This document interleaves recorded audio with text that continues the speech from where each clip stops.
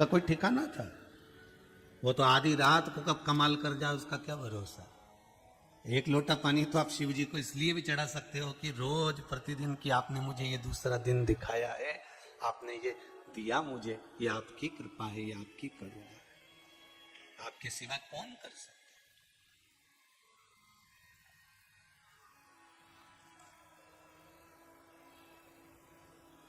छोटे छोटे बच्चे शिव मंदिर जाएं। कल बहुत सारी माताओं ने अपने अपने बच्चों के फोटो डाले। हमने आशीष जी को बोला, आशीष जी कैमरे वालों को देंगे, दिखाएंगे।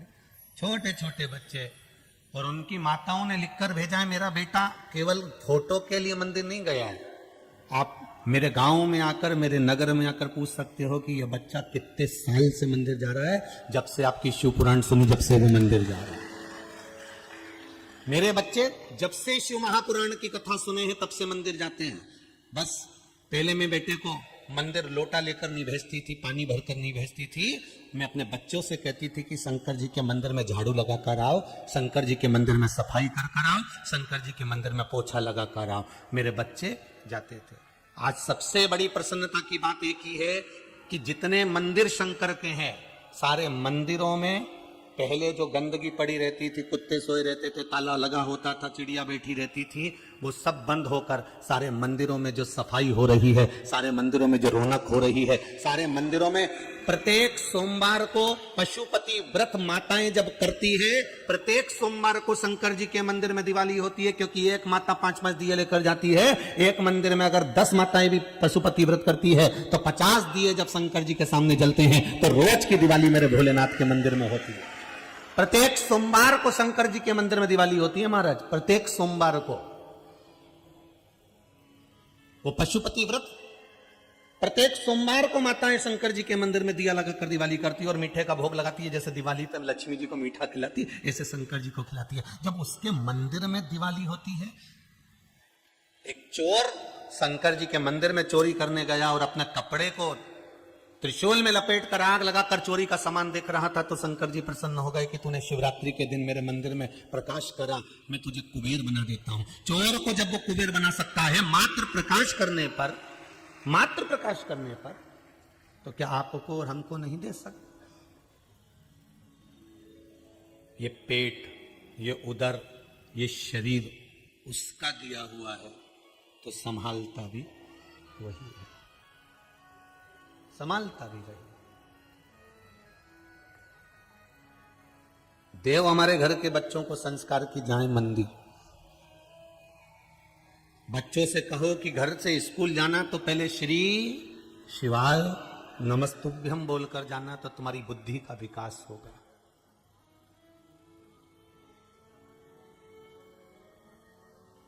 घर में आकर अगर बेग भी रख रहे हो तो पहले श्री शिवाय नमस्तुभ्यम बोलो। सरस्वती तुम्हारे उस बेग के अंदर विराजमान रहकर तुम्हारी बुद्धि में प्रवेश करेगी। जपो श्री शिवाय नमस्तुभ्यम पंचाक्षर मंत्र, मृत्युंजय महामृत्युंजय मंत्र, राम नाम, कृष्ण नाम, शिव नाम, भवानी नाम, जो तुम्हारी मर्जी पड़े उसको भजो पर भजो।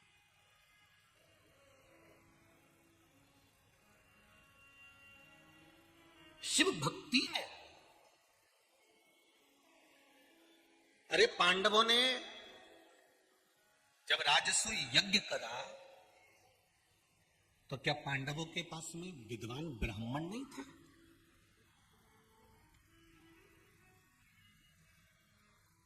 एक समझने वाली बात है, बहुत बहुत ध्यान देना। पांडवों की सभा में जब पांडव बैठे हुए थे, देवऋषि नारद का आगमन हुआ और देवऋषि नारद जब आए और देवऋषि नारद ने आकर पांडवों को देखा, तो युधिष्ठिर को देखते ही से देवऋषि नारद ने एक बात कही, युधिष्ठिर मुझे तुमसे कुछ बात करना।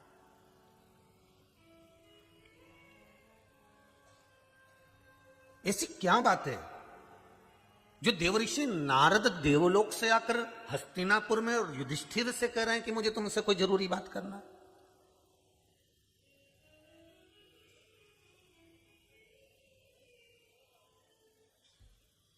किसी के पूर्वज, पितृ, बुजुर्ग जब नरक में भटक रहे होते हैं तब कोई सदगुरु, कोई संत, कोई ब्राह्मण आपको बुलाकर कहेगा कि मुझे आपसे बात करना, या आप अपने पथ से भटक रहे होगे तो कोई गुरु जन, कोई ब्राह्मण जन आपसे कहेंगे कि मुझे आपसे बात करना। देवऋषि नारद को लगा आज युधिष्ठिर से मुझे बात करना है और अकेले में बात करना है और मुझे बात करना है, युधिष्ठिर मुझे तुमसे कुछ बात करना है। युधिष्ठिर ने पूछा क्या बात करना है, बोलिए स्वामी देवऋषि नारद, आपका आगमन हुआ है, बोलो क्या बात करना चाहते हो। देवऋषि नारद ने कहा बस बात इतनी सी करना है युधिष्ठिर कि मैं अभी बैकुंठ गया था, तुम्हारे पिता बैकुंठ में तो विराजमान है, राजा पांडु बैकुंठ में तो बैठे हुए हैं, पर वो रोते रहते हैं बैकुंठ में बैठकर। बैकुंठ में बैठकर और हमारे पिता रोए,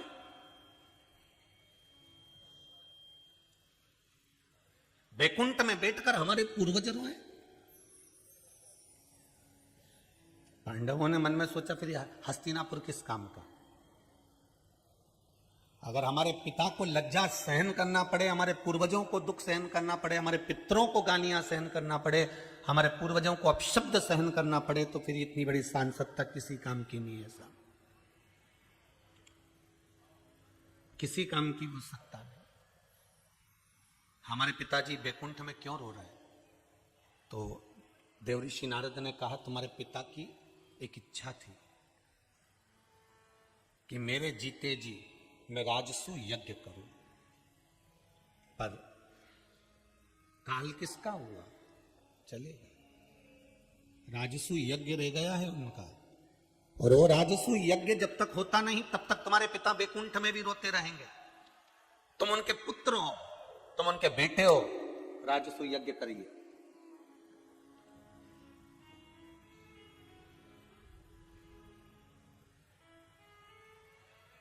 करो राजसु यज्ञ।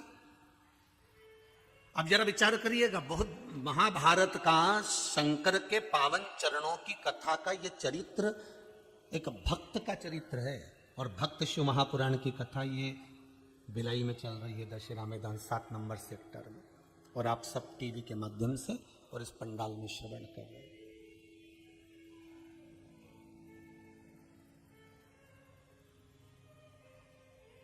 क्या पांडवों के पास में कोई विद्वान ब्राह्मण नहीं था? क्या पांडवों के पास में कोई विद्वत ब्राह्मण नहीं था? कोई ऐसा ऋषिवर, ऐसा कोई गुरुवर नहीं था जो राजसु यज्ञ करा देता? हस्तिनापुर में सारे ब्राह्मण आए और सबने तैयारी करी और राजसु यज्ञ की तैयारी करी, पर भगवान कृष्ण के पास सूचना गई और भगवान कृष्ण आए और कृष्ण ने आकर कहा युधिष्ठिर ये बताओ कि राजसु यज्ञ को करवाने के लिए तुमने कौन कौन को बुलाया है? तो कहा गुरुजन सारे विद्वत से विद्वत ब्राह्मण जन को मैंने आमंत्रित करा।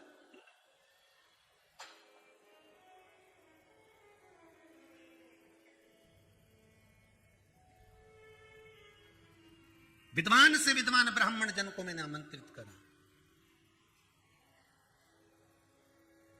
भगवान कृष्ण ने कहा इसमें कोई शिव का भक्त है यज्ञ में, कोई शंकर का भक्त है?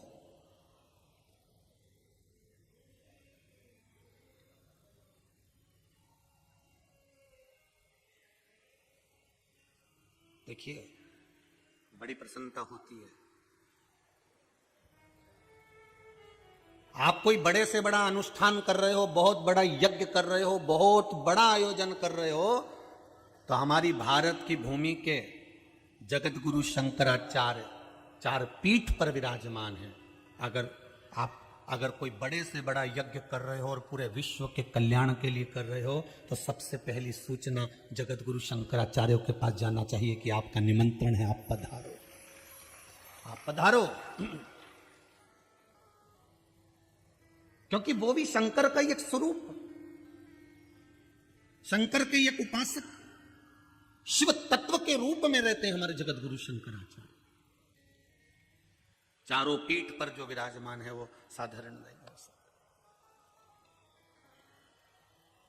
आज बड़ी प्रसन्नता का भी विषय है कि शंकराचार्य जी महाराज के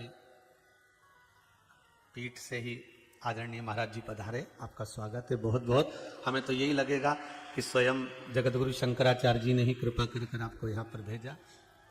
शिव की उपाधि के तत्व में भगवान कृष्ण कह रहे हैं, भगवान कृष्ण कह रहे हैं, स्वयं भगवान कृष्ण कह रहे हैं कि इतने बड़े यज्ञ को आप कर रहे हो, इतने बड़े अनुष्ठान को कर रहे हो, राजसु यज्ञ कर रहे हो, इसमें सारे विद्वान से विद्वान ब्राह्मण आए हैं, सारे विद्वान से विद्वान साधु जन गुरु जन आए हैं, पर कोई शंकर का भगत आया कि नहीं आया? कोई शिव का भक्त आया है जिसके मस्तक पर त्रिपुंड लगा हुआ हो, गले में रुद्राक्ष पड़ा हुआ हो, मुख पर शंकर का नाम समाहित हो?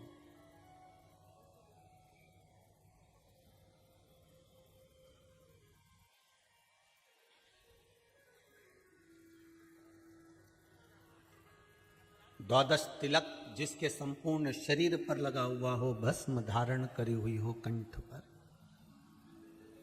मुख पर शिव का नाम जिसके हो, ऐसा कोई शिव भगत आया? क्या होता है शंकर के भगत को बुला लेने से?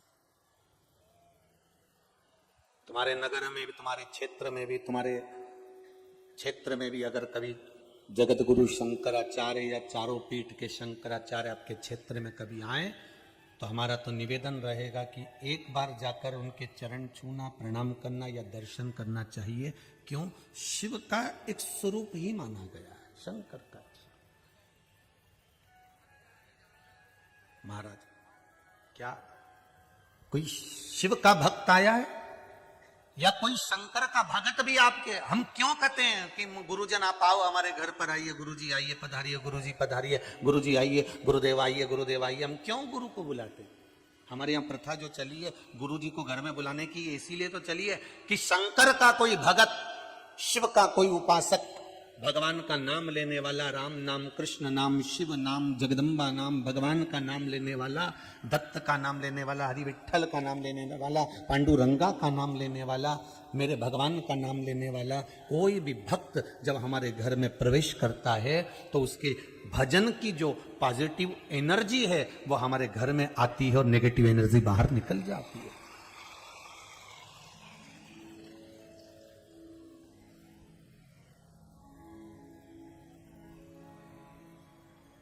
आज एक किसी ने प्रश्न किया था सुबह सीओर ऑफिस में, व्हाट्सएप पर एक प्रश्न किया है, उन्होंने लिखकर भेजा है क्या प्रकृति में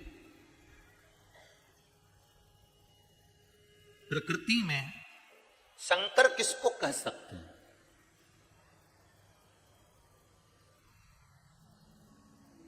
एक किसी ने प्रश्न किया है कि प्रकृति में शंकर किसको कह सकते हैं।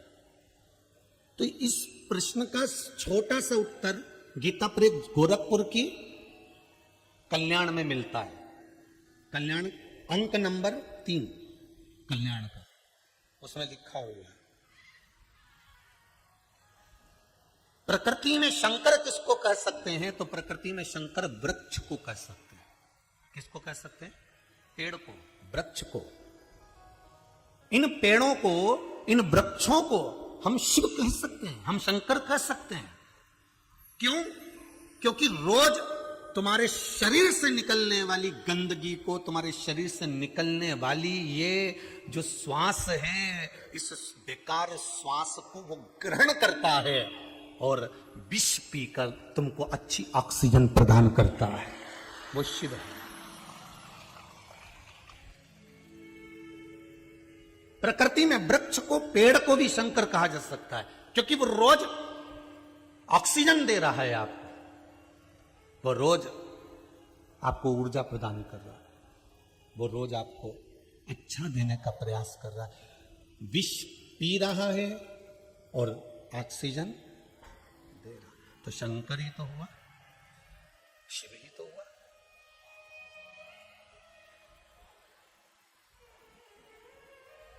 फिर शंकर के सिवा होगा कौन?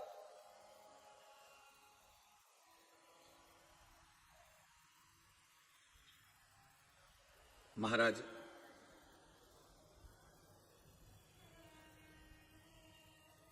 कोई शंकर का उपासक, कोई शंकर का भगत, कोई शिव का स्मरण करने वाला हम तो यहां तक कहेंगे शिव महापुराण की कथा से अगर कोई काशी, उज्जैनी, मल्लिकार्जुन, सोमनाथ, भीमाशंकर, वैद्यनाथ, बाबा धाम, मल्लिकार्जुन, त्र्यंबक, केदारनाथ, सोमनाथ, नागेश्वर, नागनाथ, अगर 12 ज्योतिर्लिंग से या कोई 4 धाम की तीर्थ यात्रा कर कर भी आ रहा हो और वो व्यक्ति अगर आपका परिचित है तो आप प्रयास करना कि उससे कह देना तेरे घर जाने से पहले तू मेरे घर पर आ जा, थोड़ा सा चाय पानी पीकर चले जा, उतने में मेरा उद्धार हो जाएगा, उतने में मेरा उद्धार हो जाएगा। शिव महापुराण तो यहां तक कह रही है।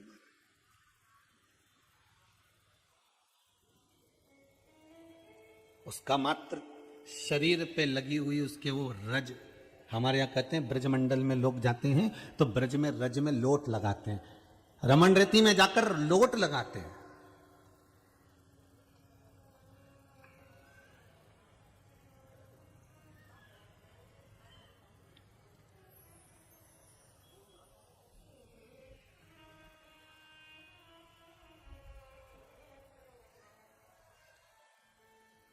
अगर रमन रेती जाओ तो रमन रेती में लोग लोट लगाते मिलते हैं उस रज में। और रमन रेती में जब लोट लगाते हुए मिलते हैं, उस रज में जब लोट लगाते हैं तो उस रमन रेती की लोट लगाई हुई रज उनके जो शरीर में चिपकी होती है, और वो जब घर पर आते हैं वो रज जब गिरती है हमारे घर में तो हमारा घर भी ब्रजमंडल से कम नहीं होता, वो भी ब्रजमंडल हो जाता है, वो भी ब्रजमंडल हो जाता है।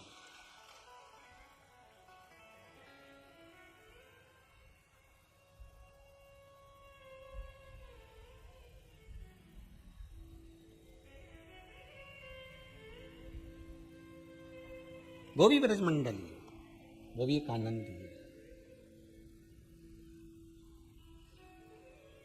महाराज और सरल भाषा में समझ लो, बहुत सुंदर बात करें।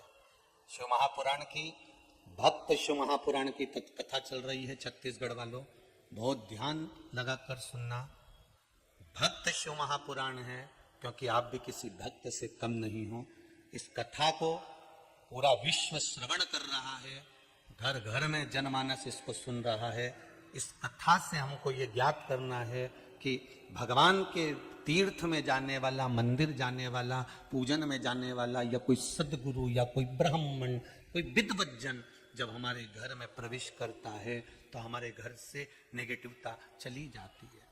जो हमारे घर में ऐसा लगता है कि मेरा मन नहीं लग रहा, कभी कभी आपको आपके घर में ऐसा महसूस हो कि आज घर में अच्छा नहीं लग रहा, आज मेरा मन नहीं लग रहा, आज मेरे घर में मेरी रुचि नहीं हो रही, आज मेरे घर में मेरा चित्त नहीं लग रहा, आज मेरे घर में मेरा मन नहीं लग रहा, तो निवेदन है कोई भजन करने वाले को, कोई स्मरण करने वाले को, कोई कीर्तन करने वाले को, कोई विद्वंजन को, या फिर आप स्वयं थोड़ी सी देर के लिए शंकर जी के मंदिर चले जाओ, शिव के दरवाजे पर, राम के दरवाजे पर, कृष्ण के दरवाजे पर, जो मंदिर तुम्हारे नजदीक में है उस मंदिर में चले जाओ, कुछ देर बैठिए उस मंदिर में, एक बार दंडवत करके प्रणाम कर बाबा से विनय कर उसी भूमि का स्पर्श कर अपने मस्तक पर हाथ लगाकर आ जाओ, वापस पॉजिटिव आ जाएगी, आपके घर में फिर वही बल दिखने लगेगा, आपके घर में वही सुख वापस प्राप्त हो जाएगा।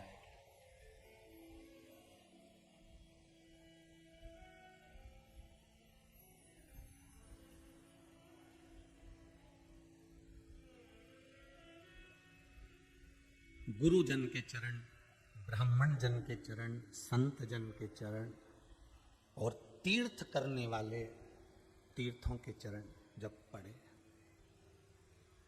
सुख मिलता है, आनंद की एक अनुभूति होती है, आनंद का एक सुख प्राप्त होता है। शंभु चरणे मांगो घड़ी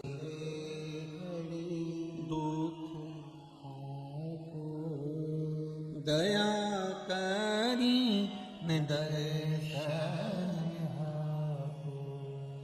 शिव। भगवान कृष्ण ने युधिष्ठिर से कहा, युधिष्ठिर तुमने देवऋषि नारद का कहना माना, और देवऋषि नारद ने कहा कि तुम्हारे पिता बैकुंठ में रो रहे हैं राजसु यज्ञ के लिए, तुमने राजसु यज्ञ करने के लिए विद्वान विद्वान ब्राह्मणों को निमंत्रण दिया, विद्वान विद्वान ब्राह्मण यहाँ पर आए हैं, ऋषिवर आए हैं, गुरुवर आए हैं, पर तुमने कोई शंकर का भगत बुलवाया, कोई शिव का उपासक, शंकर की भक्ति में डूबने वाला अगर किसी को बुलाया कि नहीं बुलाया, ये बताओ तुम तो सबसे पहले। भगवान कृष्ण पूछ रहे हैं।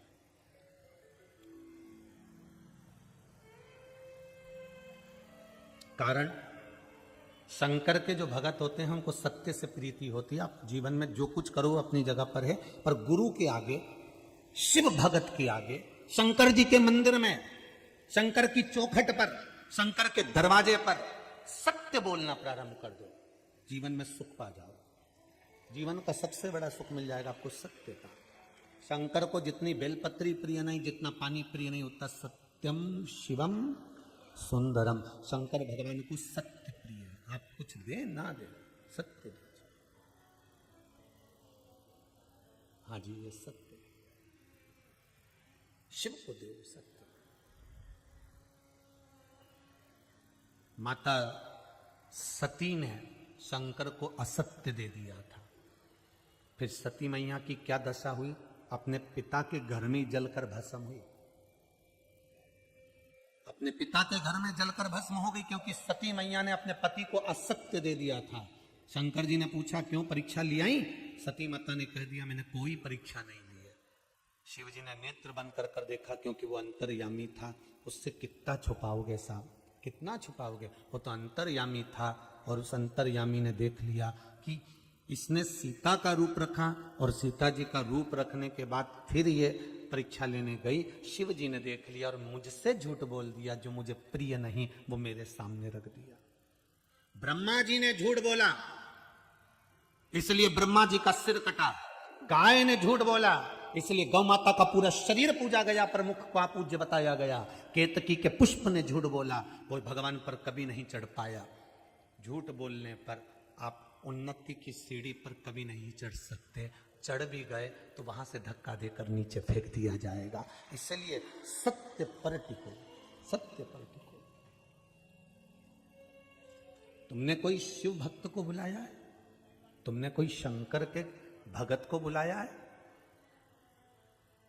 शिव भक्त को, जिसका चित्त, जिसका मन, जिसका भाव शिव में जुड़ा हुआ हो। आज इस दशहरा मैदान की सबसे प्रसन्नता की बात और है कि कई लोगों ने पत्र दशहरा मैदान के नाम से कोरियर द्वारा भेजा।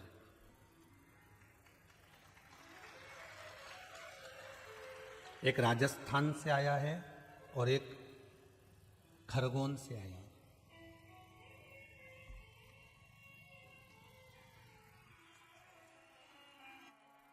प्रतापगढ़ राजस्थान से और एक खरगोन से। जिसने राजस्थान से पत्र भेजा है, पृथ्वीराज सिंह चौहान, प्रतापगढ़ राजस्थान। उम्र मेरी 13 साल है, कक्षा 7वीं में पढ़ता हूं। ये पत्र भेजा कोरियर से आया है, भारतीय डाक द्वारा पहुंचाया गया है। उस पत्र में इस बालक ने लिखा है, मैं प्रतापगढ़ राजस्थान का निवासी हूं। मेरे जीवन का चमत्कार में लिखकर भेजना चाहता था। मेरी मां से मैंने पूछ कर लिखा है। मेरे सिर में एक बीमारी हो गई थी, जिस बीमारी के कारण मेरा सिर दुखता ही रहता था। मेरी मम्मी और मेरे पापा ने सारे बड़े बड़े हॉस्पिटल में मेरा इलाज करवा लिया था। तब सारा इलाज जब करवा लिया, तब मेरी मम्मी ने शिव महापुराण की कथा सुनी थी, और उस कथा में सुनकर मेरी मम्मी ने कहा कि तू एक काम कर। सियोर वाला महाराज कहता है कि एक लोटा पानी शंकर को चढ़ा और उस पानी को थोड़ा सा सिर में लगा। देखें तो सही, पानी का लोग कहते हैं कि शिव का पानी बहुत असर करता है, तो तू उसको सिर पे तो लगा। और मैंने शिव मंदिर जाना चालू कर दिया, और मंदिर में जाकर शंकर को एक लोटा पानी चढ़ाता, थोड़ा सा आचमन करता, थोड़ा सा सिर में लगाता। अब मुझे एक गोली की जरूरत नहीं पड़ती, मैं ठीक हो गया। नीचे लिखा है, अब मेरा पढ़ने में मन लगने लगा है, अब मैं ठीक हो गया हूं, अब मेरा सिर में तकलीफ नहीं है, अब कोई इलाज नहीं करवा रहा। ये पत्र भेजा है पंडित प्रदीप मिश्रा, सेक्टर नंबर 7। हमारा एड्रेस भी यहीं कर दिया, भिलाई, दशहरा मैदान, स्कूल प्रांगण, छत्तीसगढ़।